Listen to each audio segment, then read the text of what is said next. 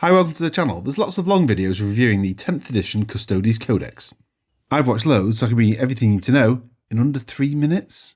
Some things of note.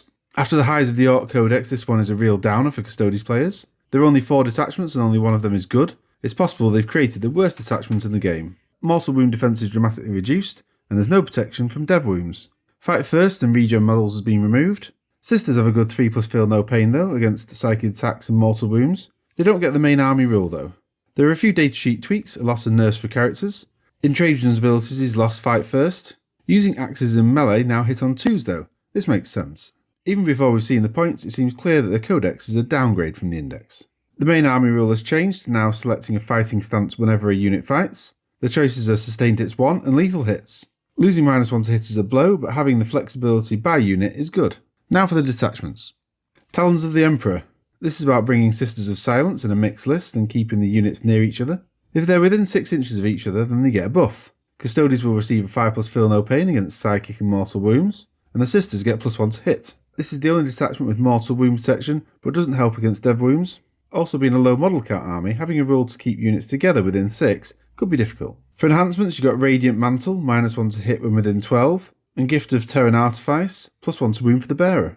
The strats are designed to target a Custodes unit and an additional Sisters unit nearby, and the best ones are Shield of Honour for 1 CP, force shots into the Custodes unit, keeping your Sisters safe, and Hunters 1 for 1 CP, fall back, shoot and charge. Shield Host. Once per battle, get critical hits on 5s and +1 AP. It's called at the start of a battle round.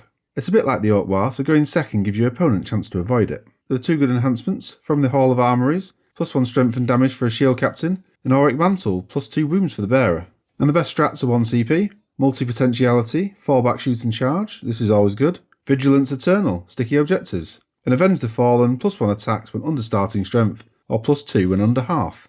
Null, Maiden, Vigil, only for Sisters of Silence. Enemy units within 12 inch that are psychers or under starting strength have to take a battle shock test in their command phase. If the unit is below half strength, then it's -1 to the test. This Sisters only army isn't good enough, and a buff and battle shock isn't helping. There aren't that many units available, and I don't think we'll see this detachment played.